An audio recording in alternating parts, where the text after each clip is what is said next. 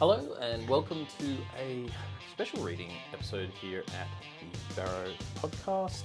I'm going to be reading a short story from Varieties of Exile, a collection of short stories by the author Mavis Gallant. Mum is checking that the recording equipment is on. Yes. The recording equipment is on, Deb. Terrific. Now, normally we do our reading episodes behind the paywall. This one is going to go out for free, straight into the feed. And I'm not going to be reading, obviously, we're not going to be reading something from our own memoir. Instead, we're going to be reading somebody else's work. Now, why? Because I have mentioned Mavis Gallant and Canadian writing several times on our podcast. Mentioned her in the William Maxwell episode on So Long See You Tomorrow, and brought her up several times before when we did the Anais Barbeau-Lavalette Suzanne episode, as well as the Vicki Laveau-Harvie. Yes, you're saying those very deliberately and very well. Who wrote the erratics. So it's this ongoing trend. So I wanted to just read some of her work because I didn't know how it was going to fit into the show. I couldn't find a way to fit it in. I wanted you to read her stuff. I didn't want to burden you with more reading. So I said, I have an idea. I will read it to you. And I like that. And perhaps, maybe, this becomes a little ongoing kind of like bonus feature that we do is short stories that are, I don't know, underappreciated, or maybe I just read more Mavis Gallant. We'll see. Okay, so this story is called 1933. About a year after the death of M. Carrette, Madame Carrette, or Mr. Carrette, Monsieur Carrette. I think it's a Mr. About a year after the death of Mr. Carrette, his three survivors, Bertha and her little sister Marie and their mother, had to leave the comfortable flat over the furniture store in Rue Saint-Denis and move to a smaller place. They were not destitute. There was the insurance and the money from the sale of the store, but the man who had bought the store from the estate had not yet paid, and they had to be careful. Some of the lamps and end tables and upholstered chairs were sent to relatives to be returned when the little girls grew up and got married. The rest of their things were carried by two small, bent men to the second floor of a stone house in Rue Cherrier, near the Institute for the Deaf and Dumb. The men used an old horse and an open cart for the removal. They told Madame Carrette that they had never worked outside that quarter. They knew only some 40 streets of Montreal, but knew them thoroughly. On moving day, soft snow like greying lace fell. A patched tarpaulin protected the Carrette's wine-red sofa with its border of silk fringe, the children's brass bedstead, their mother's walnut bed with the carved scallop shells, and the round oak table, smaller than the old one at which they would now eat their meals. Madame Carrette told Bertha that her days of entertaining and cooking for guests were over. She was just 27. They waited for the moving men in their new home, in scrubbed empty rooms. They had already spread sheets of La Presse over the floors in case the men tracked in snow. The curtains were hung, the cream-coloured blinds pulled halfway down the sash windows. Coal had been delivered and was piled in the lean-to shed behind the kitchen. The range and the squat, round heater in the dining room issued tidal waves of dense metallic warmth. The old place was at no distance. Parc La Fontaine, where the children had often been taken to play, was just along the street. By walking an extra few minutes, Madame Carrette could patronise the same butcher and grocer as before. The same horse-drawn sleighs would bring bread, milk and coal to the door. Still, the quiet stone houses, the absence of heavy traffic and shops made Rue Cherrier seem like a foreign country. Change, death, absence, the adult mysteries kept the children awake. From their new bedroom, they heard the clang of the first streetcar at dawn, a thrilling chord, metal on metal that faded slowly. They would have jumped up and dressed at once, but to their mother this was still the middle of the night. Presently, a new continuous sound moved in the waking streets like a murmur of leaves. From the confused rustle broke distinct impressions. An alarm clock, a man speaking, someone's radio. Marie wanted to talk and sing. Bertha had to invent stories to keep her quiet. Once she had placed her hand over Marie's mouth and been cruelly bitten. They slept on a horsehair mattress which had a summer and a winter side, and was turned twice a year. The beautiful stitching at the edge of the sheets and pillows was their mother's work. She had begun to sew her trousseau. Trousseau. What is a trousseau? Oh, well, once upon a time you gathered a trousseau before you married. You gathered linen, and you gathered... It sort of explains it. It says, she had begun to sew her trousseau at the age of 11. Her early life was spent in preparation for a wedding. Yeah. Mum had it was sort of a chest of... Oh, okay. Objet d'art. Not really. Linen. Above the girl's bed hung a gilt crucifix with a withered spray of box hedge that passed for the Easter palms of Jerusalem. Marie was afraid to go to the bathroom alone after dark. Bertha was asked if she expected to see their father's ghost, but Marie could not say. She did not yet know whether a ghost and the dark meant the same thing. Bertha was obliged to get up at night and accompany her along the passage. The hall light shone out of a blue glass tulip set upon a column painted to look like marble. Bertha could just reach it on tiptoe. Marie not at all. Marie would have left the bathroom door open for company, but Bertha knew that such intimacy was improper. Although her first communion was being delayed because Madame Carrette wanted the two sisters to come to the altar together, she'd been to practice confession. Unfortunately, she had soon run out of invented sins. Her confessor seemed to think there should be more. He asked if she and her little sister had ever been in a bathroom with the door shut, and warned her of grievous fault. Oh my word. On their way back to bed, Bertha unhooked a calendar on which was a picture of a family of rabbits riding a toboggan. She pretended to read stories about the rabbits, and presently both she and Marie fell asleep. They never saw their mother wearing a bathrobe.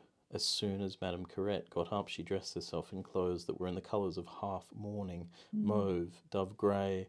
Her fair hair was brushed straight and subdued under a net. She took a brush to everything.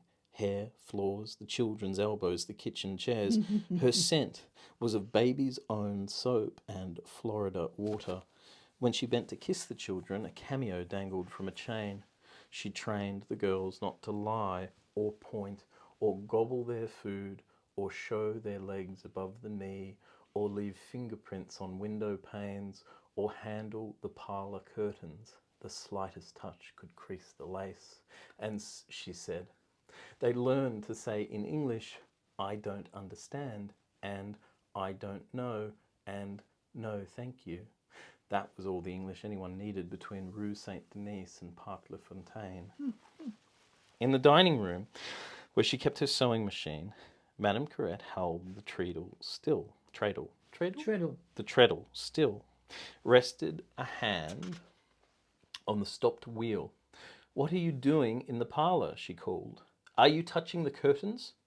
Marie had been spitting on the window and drawing her finger through the spit. Oh my word, now that was something for the confession. Bertha, trying to clean the mess with her flannelette petticoat, said, Marie's just been standing here saying, Saint Marguerite, pray for us. Oh dear. Downstairs lived Mr. Grosjean, the landlord, and his Irish wife, and an Airedale named Arnaud. Arnaud understood English and French. Madame Grosjean could only speak English. She loved Arnaud and was afraid he would run away. He was a restless dog who liked to be doing something all the time. Sometimes Mr. Grosjean took him to Parc La Fontaine and they played at retrieving a collapsed and bitten tennis ball. Arnaud was trained to obey both Cheche. Go and look for it. Arnaud was trained find. to obey both Cheche and go fetch it. So he speaks both English and French. But he paid attention. But he paid attention to neither. He ran with the ball, and Madame Grosjean had to chase him.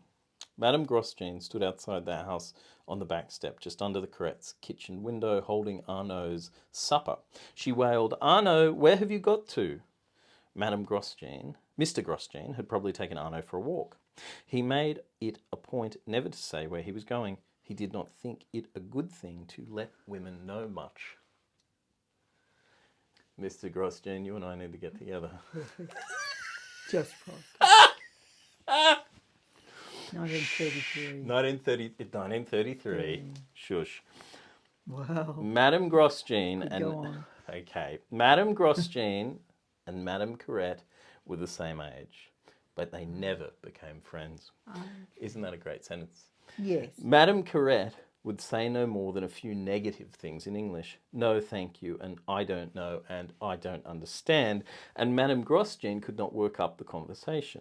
Madame Corrette had a word with Bertha about Irish marriages. An Irish marriage, while not to be sought, need not be scorned. The Irish were not English. God had sent them to Canada to keep people from marrying Protestants. That winter, the girls wore white leggings and mittens knitted by their mother and coats and hats of white rabbit fur. Each of them carried a rabbit muff. Marie cried when Bertha had to go to school. On Sunday afternoons, they played with Arnaud and Mr. Grosjean. He tried to take their picture, but it wasn't easy. The girls stood on the front steps hand in hand, mitten to mitten, while Arnaud was harnessed to a sled with curved runners. The red harness had once been worn by another Airedale, Ruby, who was smarter even than Arnaud. Mr. Grosjean wanted Marie to sit down on the sled, hold the reins, and look sideways at the camera. Marie clung to Bertha's coat. She was afraid that Arnaud would bolt into the Rue Saint-Denis, where there were streetcars. Mr. Grosjean lifted her off the sled and tried the picture a different way, with Bertha pretending to drive and Marie standing face to face with Arnaud. As soon as he set Marie on her feet, she began to scream. Her feet were cold. She wanted to be carried. Her nose ran. She felt humiliated. He got out his handkerchief, checked green and white, and wiped her whole face rather hard. Just then, his wife came to the front door with a dish of macaroni and cut-up sausages for Arnaud. She had thrown a sweater over her cotton housecoat. She was someone who never felt the cold. A gust of wind lifted her loose hair. Mr. Grosjean told her that the kid was no picnic. Bertha, picking up English fast, could not have repeated his exact words, but she knew what they meant. Madame Corrette was still waiting for the money from the sale of the store. A brother-in-law helped with the rent, sending every month a generous postal order from Fall River. It was Madame Corrette's belief that God would work a miracle, allowing her to pay it all back. In the meantime, she did fine sewing. Once she was hired to sew a trousseau, working all day in the home of the bride-to-be. As the date of the wedding drew near, she had to stay overnight. Madame Grosjean looked after the children. They sat in her front parlour eating fried egg sandwiches and drinking cream soda. It did not matter if they dropped crumbs, or she played a record of a man singing, "Dear one, the world is waiting for the sunrise." Bertha asked in French, "What is he saying?" Madame Grosjean answered in English, "A well-known Irish tenor." When Madame Corrette came home the next day, she gave the girls a hot bath in case Madame Grosjean had neglected their elbows and heels. She took Bertha in her arms and said she must never tell anyone their mother had left the house to sew for strangers. When she grew up, she must not refer to her mother as a seamstress, but say instead, "My mother was clever with her hands." That night, when they were all three having supper in the kitchen, she looked at Bertha and said, "You have beautiful hair." She sounded so tired and stern that Marie, eating mashed potatoes and gravy with a napkin under her chin, thought Bertha must be getting a scolding. She opened her mouth wide and started to howl. Madame Corrette just said, "Marie, don't cry with your mouth full." Downstairs, Madame Grosjean set up her evening chant, calling for Arnaud. "Oh, where have you got to?" she wailed to the empty backyard. "The dog is the only thing keeping those two together," said Madame Corrette. "But a dog isn't the same as a child. A dog doesn't look after its masters in their old age.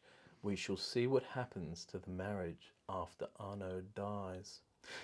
No sooner had she said this than she covered her mouth and spoke through her fingers. "God forgive my unkind thoughts." She propped her arms on each side of her plate, as the girls were forbidden to do, and let her face slide into her hands. Bertha took this to mean that Arnaud was doomed. Only a calamity about to engulf them all could explain her mother's elbows on the table.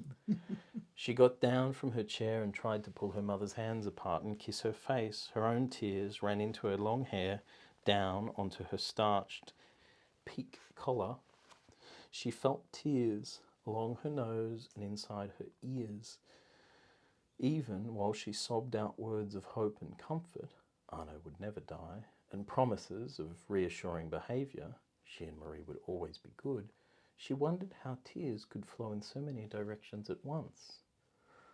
Of course, Mr. Grosjean did not know that all the female creatures in his house were frightened and lonely, calling and weeping. He was in Parc La Fontaine with Arnaud, trying to play Go Fetch It in the dark. That's beautiful. That's beautiful. Are you about to... You're welling up. No, I think that's just beautiful. She's a master. Yeah, and you're there at every moment. Ah, I mean, the description is beautiful. She's the most exquisite writer. She's just great. And I really want to read more of these to you, because there's something in the heart of her stories that are in the heart of your sensibility. There is a shared sense of the world in her writing. Like, this is something I would recommend to you, knowing you would love it. Seeking perfection, and the behaviour must be always correct. Yeah. There's another world, and the Catholicism and the French and the Irish and the sure. And on it goes, yeah. And having enough sins to confess, you had to sort of, you had to think of what you had to say. Yeah, absolutely. With your visit to the confessional. Absolutely.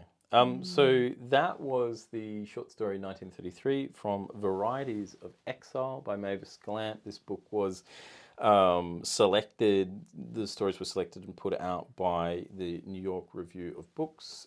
That's the publisher of this. I also have another collection in my possession. I think, can't remember what it's called now. Maybe, anyway, it doesn't matter. But we'll keep doing this. We'll keep reading some Mavis Gallant stories. We'll keep it to this kind of length and shorter. I don't want to read like the 30-page long ones, because we'll be here for hours. But no, and you don't have to pick it all apart. But I mean, each person's story, there was... It's great. It's great stuff. Yeah, each person in their own way was in their own solitary state. Let us know what you think of this. The Barrow reads, I don't know. I'm reading reading books to mum, reading stories to mum. I think it's a good idea. I don't know. Yeah. It's almost got a kind of like an ASMR kind of quality to it or something. You can sit there and anyway. If you haven't already, please follow us on Spotify or Apple Podcasts or wherever you listen to us, and give us a rating and review. It helps with the algorithm. See you soon. Bye.